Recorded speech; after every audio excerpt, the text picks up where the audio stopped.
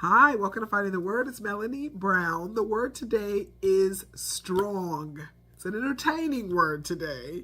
And this has been officially the Spark Week of Words.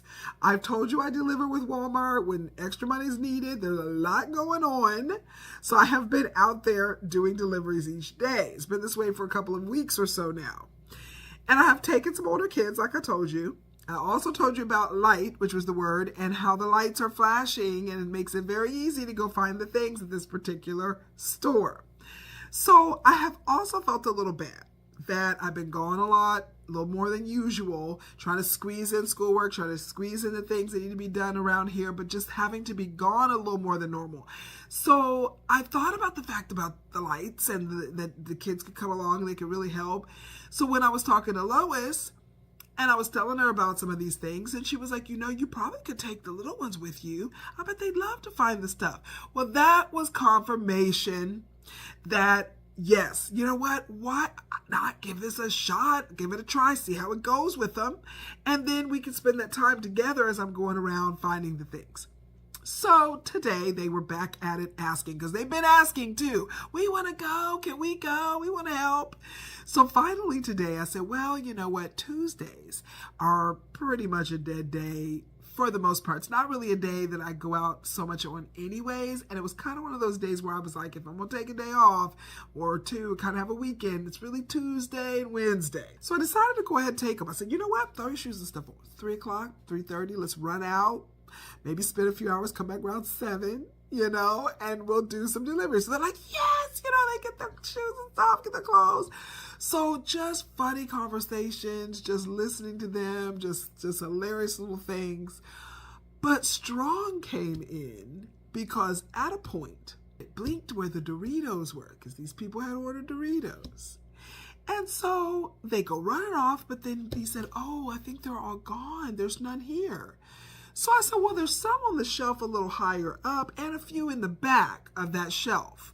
So I said, oh, man, we're going to need to try to reach. I was kind of looking around. I was going to find somebody or see if I could kind of leap up and lean over a little bit. Just climb up a little bit on that one bottom shelf, Well, before I knew it, Lexi, who is the tiniest of the three, of course. Now, she's not short. She's tall, but she's small. She drops down to her knees. Okay, I didn't even get a chance to deal with anything. And she says, get on my shoulders, Sam. So we're in the aisle, of course, and I'm looking like, oh, wait, what? And he comes over instantly. He didn't even really hesitate. He gets on her shoulders like a little child, like he's a little bitty kid or something. They're the same height. He might even be taller than her. Gets on her shoulders and she stands up, not even wobbly. And I know they're a good, solid, near, 80 pounds, 70, 80, at least, maybe 90. Gets on her shoulders, she stands straight up and says, get the Doritos! He grabs it, comes down, and puts it in the cart. I'm looking like, but then, when I scanned it, I realized there was supposed to be 3 bags. So I said, oh, we needed 3. We need 2 more. She drops down again. Xander, get the Doritos! Xander jumps up on her shoulders. She's like, get up there, Xander! Get up! She stands up again. He gets those Doritos, both bags. She's like, you got them? He's like, yes. She's crouched down. And then he jumps off. I was floored. This girl, I always knew she was strong. But I was like, she is even stronger than I realized. And it was just the way they snapped into this thing quickly. No thought, they were problem solving fast. She's like, hop up on my shoulders. They're jumping up there. No questions asked. Come to find out, I guess this is something they do. I've never really seen them. But I was thinking for a second, if you fall down and bust your head in this aisle, this is going to be a problem. But there was no wobbling. She picked them up like this is a normal everyday thing. They look like a circus act in Walmart. People were laughing, walking down the aisle just like, this is the most precious. I was just like, what is going on? This was all before I really had an opportunity to do anything. I didn't even get to snap a picture or nothing. These children had those Doritos down off the shelf in the basket and on to the next. So strong just came. It wasn't a part of my thoughts then, but it hit like, you know what, where can we find strong and what are we going to learn? And I love it. So the word strong brought me to Joshua. It's Joshua chapter 1. Strong is in 6 and 7 and 9. And so I'm going to start with verse 1 and read through 9. After the death of Moses, the servant of the Lord, it came to pass that the Lord spoke to Joshua, the son of Nun, Moses' assistant, saying, Moses, my servant, is dead. Now therefore arise, go over this Jordan, you and all this people, to the land which I'm giving to them, the children of Israel. Every place that the sole of your foot will tread upon, I have given you, as I said to Moses. And then verse 5, no man shall be able to stand before you all the days of your life. As I was with Moses, so I will be with you. I will not leave you nor forsake you. And so just for a second, we'll pause here, because you gotta love every place that the sole of your foot will tread upon. I have given to you, as I said to Moses. He's fulfilling the promise that he told Moses. Sometimes we are not the ones that get to fulfill a promise. Sometimes it can begin with you on something. It does not mean it always ends with you on that thing. The promise that is given to you may be seen through by your children or grandchildren. This happens on many generations. There are special blessings, special things that are happening in our lives, stuff we have come into, and things that have been wonderful. It could be a different generation that experiences something that was prayed for and fought for and promised. It could be your grandmother, your grandfather that was praying and seeking for something, and then you see it 2 or 3 generations later. And we don't always know the things that we are experiencing as the blessings in our life that were things promised prior to, but we know that we are experiencing promises that the Lord has given us.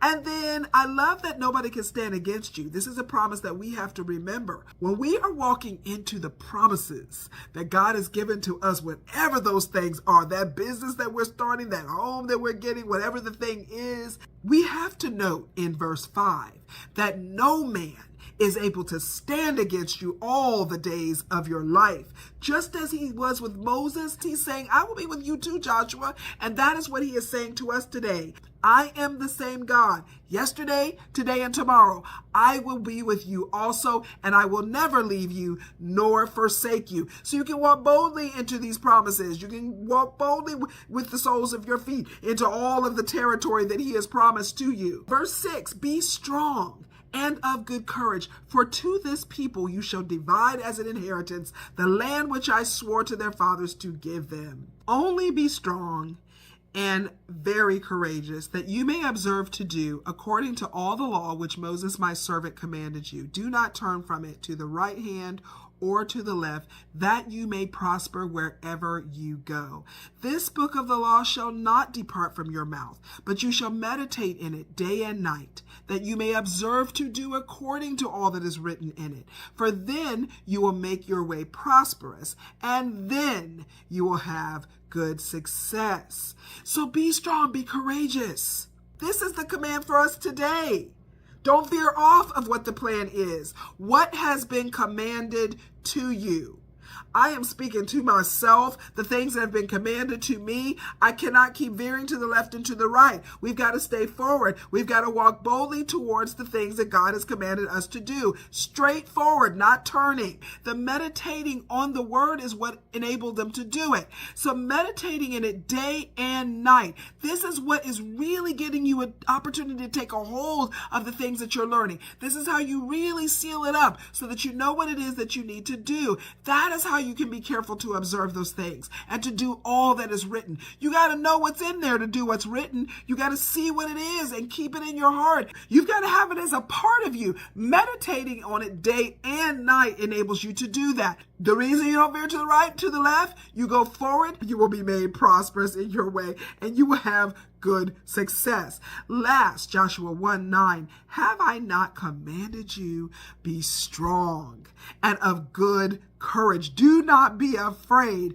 Do not be dismayed, for the Lord your God is with you wherever you go. This is a necessary promise for us. This is a favorite in scriptures. Joshua 1:9. We do not need to be afraid. We need to be strong. We need to be courageous. God is always with you. He's always with us wherever we go. I love this passage. I love the reminder. And I love that the babies came along and had a wonderful time. I heard Sam say this is one of his favorite days that he has ever had. So it was right up there with several other things that I've heard him say that about. So I just had to hit pause a second ago on the video because Lexi came to my door and said, are we going to go back out again? Because Frankie and Anderson want to go, but when are we going? And I said, well, maybe your day can be Tuesdays, maybe Tuesdays or Wednesdays. So she's like, next Tuesday? Are we going next Tuesday? I said, I think so. That's the plan. You never know what's going on, but that's the plan. So I love that they're already planning the next time. They're already excited about that, and that they were able to come along and be such a good help and give me so many good laughs and just a great, great evening. So it was a blessing that I did not necessarily see coming. Went a little different than I thought, but it was such a good thing in the end. And I love how the Lord works things out for us. We do not need to be dismayed about things that are going on because he has surprises at every turn and blessings at every turn, no matter what it looks like in the beginning. Because in the beginning, it kind of seemed a little bit like, oh, I don't know, stuff isn't coming together, and it's not kind of working. I don't know how I'm going to do this, but everything worked out perfectly. And even that last drop that we made went 8 miles, which at first I thought, ooh, I didn't mean to necessarily take that. I don't tend to like to do a lot of miles, but it literally brought us all the way within 5 minutes of being at home. So all the way to the end, it was a blessing. I saw the hand of the Lord through the whole time. The only drawback is that it costs more to take them with me for all the things they're asking for and eating in the car, from chicken to chips and drinks and cookies, Valentine's Day discount markdowns, popsicles to bring home for later, and all manner of other things that they ask for. I think I broke even bringing them, but this will be the thing for Tuesdays. I'm not going to count Tuesdays. We're just going to break even, let them have a good time, and spend that extra time with them. And hopefully maybe we're going to have them eat, or at least be full before we go, so we can have a shot at breaking even or possibly having a little bit of a profit. They won't be so hungry in the grocery store. That's always a bad idea. Do not forget, be strong, be courageous. The Lord our God is with us wherever we go. Don't forget to find the word. Meditate on it day and night. I will see you very soon.